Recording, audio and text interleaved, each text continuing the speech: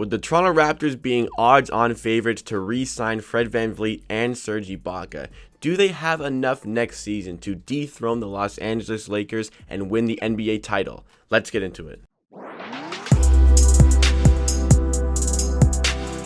Welcome to Amateur Sports, where we just hit 800 subscribers this week. Thank you so much for the big support that's been coming in over the last couple of weeks. I very much appreciate it. If it is your first time here with me today and you like what you see, you want more of myself talking about the Toronto Raptors 4 times a week, make sure you hit that subscribe button down below. But on to today's topic, we're talking about the Raptors' chances at dethroning the Los Angeles Lakers next season and who actually has the best chance to dethrone those Lakers to go for the chip. Because the Raptors are certainly a contender, but are they the most likely candidate to win that championship? We will get into all of that. But starting with the Toronto Raptors on this one, it looks like, based on the betting odds, which are usually a good tell about what's going to happen in the near future about sports, it looks like Fred VanVleet is going to re-sign with the Toronto Raptors. We don't know money-wise how much that's going to be, but if we're looking at the short term, just for the next season, looks like Fred VanVleet is going to be there, and it also looks like Serge Ibaka is going to be there. Again, details of the contract are unknown, but it looks like this is what is going to happen. Doesn't look like anybody else is going to be coming in for the Raptors. Maybe they want to sign these guys. Maybe they want to go through the NBA draft before they look at trades. But it kind of looks like they're prepared to run it back with the same team that lost in the second round of the playoffs last season. And that could be a bit of a criticism that they're trying to run it back with a second round playoff exit team. But I think that this team can be more in the playoffs next year. I think Pascal Siakam, I know Pascal Siakam can be a lot more than he was in last season's rendition of the playoffs. He can do so much more than what he achieved there. Obviously, he struggled immensely. I'm prepared to watch him be a lot better this season and a lot better in the playoffs. Pascal Siakam knows that himself. Nick Nurse was in the media talking about how he knows Pascal is going to come back stronger this season. So it looks like they're going to try to run it back with the same team. Basically, looks like the exact same team minus likely Terrence Davis. It looks like, I think based on, the way the Raptors have conducted business over the last couple of years, that they don't want to have that on their team. Terrence Davis made his personal choices, and the Raptors have to take care of business, and it looks like Terrence Davis will not be a part of this Raptors team going to be a contender next season. So, with that team, is it strong enough to win an NBA championship? I think yes, it is strong enough to win a championship. However, they are not the most likely team. I think it's obvious to say they are not the most likely team to go and win that NBA championship. I thought that last season they had well and truly enough to go and win the championship. If some bounces go their way in Game 7 against the Boston Celtics, more bounces than already did. If some bounces go their way in that Game 7 against the Boston Celtics, if Pascal Siakam shows up at all in that series and they go play Miami, Toronto is a much better team than the Miami Heat. So I think that absolutely the Toronto Raptors could have beaten the Miami Heat and gotten to the final, where I think they were a good matchup for the Lakers in terms of how they can compete with them. I think they would have competed better than the Miami Heat, and Miami took them to 6 games. Maybe I'm getting a bit ahead of myself because they did lose in the second round. We can't talk about all that. But the talent is there to go for that championship. But getting through the likes of a Celtics team where that young core is just going to get even better next season, to go through the Bucks, I think they're well and truly capable of doing that again. Like I just said, I think they can trounce the Miami Heat in a series. I think they could beat them in 6 or 7 games. But these are all hypothetical situations. Obviously, the Raptors would have to produce that on the court, but they have the capability to be the best team in the East again. Obviously, they are now a contender for the championship if they can get to the finals. All of a sudden, though, the Brooklyn Nets come into the equation because new coach, Kevin Durant's back from injury. They are going to be a big threat to anybody in the NBA, really. I think that all of a sudden, there's another team fighting for a top 4 seed in the East. I don't think even Philly with Doc Rivers, I don't think they're ready to go and truly contend with that group of players. I'm still skeptical if Ben Simmons and Joel Embiid can really be contenders on a team where they play together. They just don't have shooters. And maybe with Daryl Morey joining the mix, joining the staff, maybe that's going to change. But we haven't seen any indication of them making a move yet. Basically, they just went in the media and said, yeah, we're interested in James Harden. And then the Rockets went, okay, That's cool. There's nothing going to happen there. The Rockets aren't going to trade James Harden. Sure, the Raptors are interested in getting LeBron James. It doesn't mean it's going to happen. Sure, they want him, but that's never going to surmount anything. You're never going to get James Harden if you're Philly. You're never going to get him away from the Houston Rockets. Like, who would you even offer in that mix? You'd have to offer Ben Simmons and Joel Embiid, probably plus other things in order to make that deal happen.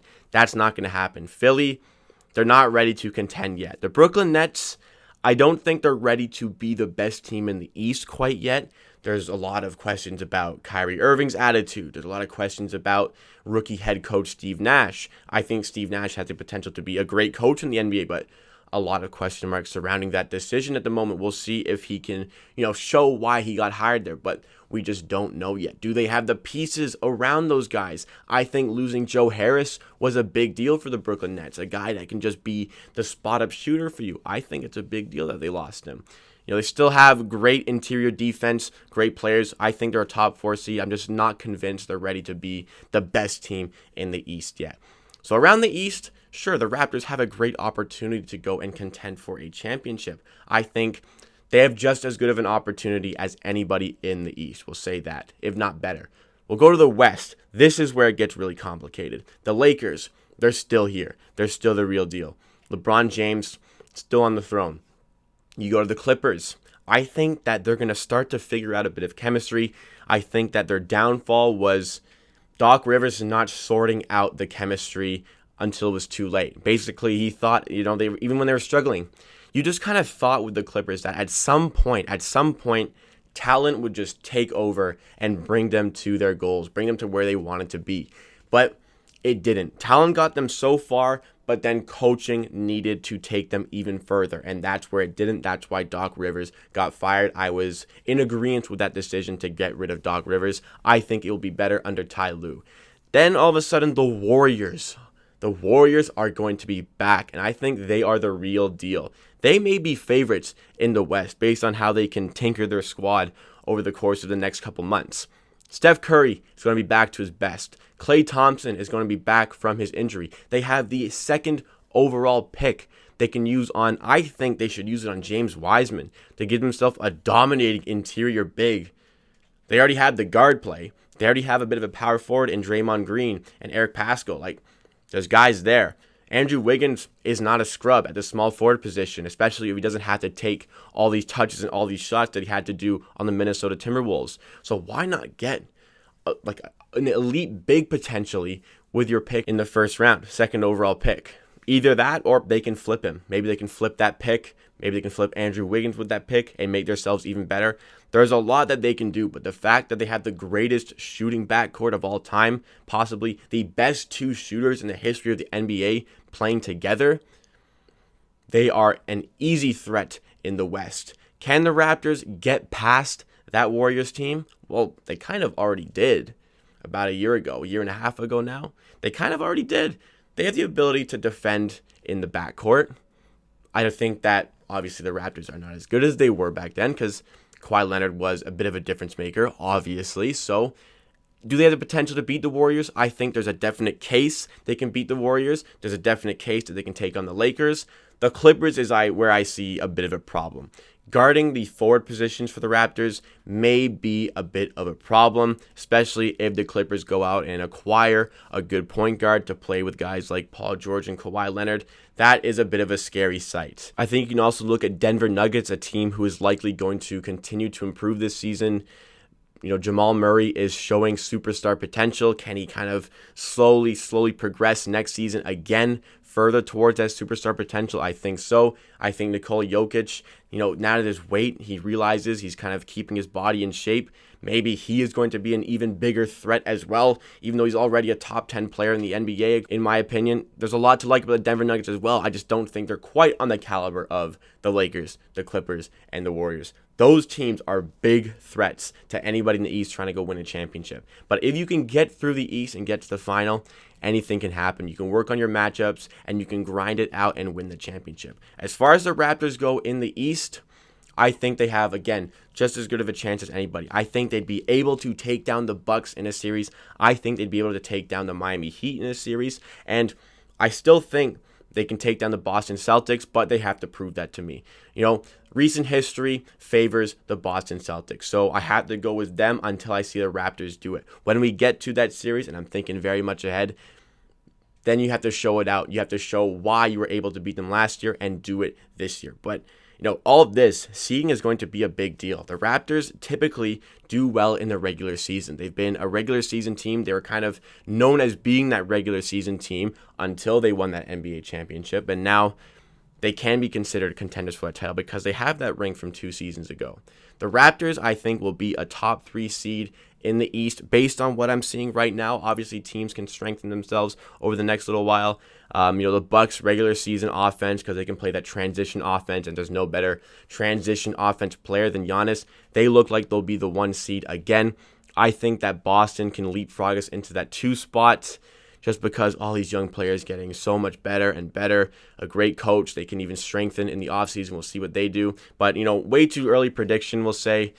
I'm feeling Bucks 1, Celtics 2, Raptors 3, Nets 4, Miami Heat at the 5 spot again. It would be hugely essential if the Raptors get any sort of home court in the playoffs, but it looks like we'll still be kind of not playing at home. I mean, the Raptors won't even be playing in Canada for the first little while. We don't know if that will ever change throughout the course of the season. So maybe home court still won't be a huge deal in the NBA, but it is nice to kind of play in your own arena, even if that arena is in New Jersey or wherever the Raptors are expected to play. They still need to figure that out. But regardless, I think when you're in the top 4 seeds in the East, especially when you're in top 3 seeds, you have every chance available to go and get to the NBA Finals. And when you get there and you have the best coach in the NBA like Nick Nurse, you can tank your team for these matchups. And if Pascal Siakam shows up, the Raptors are a big contender. So can the Raptors dethrone the Lakers? Yes, 100%, absolutely. I just don't think that the winner of the NBA title will come out of the East next season. The Lakers, the Clippers, and the Warriors just seem a little bit too strong for me. But again, once you get there, you have every chance to go and win it. So that wraps up this video. Let me know in the comments down below, do you think the Raptors have the opportunity to dethrone the Lakers next season and win an NBA championship? What sort of chance do you give them? I give them a decent chance. Not an excellent chance, but not a bad chance. They have a decent, good chance to go and win the NBA championship if they get things right in the playoffs, if they give themselves the opportunity to go with a decent seed in the East, which I expect them to get, a top 3 seed in the East. But let me know what you think in the comments about the Raptors' opportunity to win that NBA championship, and who is your favorite to win the NBA championship. Let me know your opinions down below. But that wraps up this video. Thank you so much for watching. If you are still here, please like the video if you like, and subscribe to Amateur Sports for more content just like this. We just hit 800 subscribers on the channel. Thank you so much to everybody who has joined the movement of the channel. We are well on our way to 1,000 subscribers. At the end of the day, I believe what I say. If you disagree, that is okay. We will see you again next time for another video.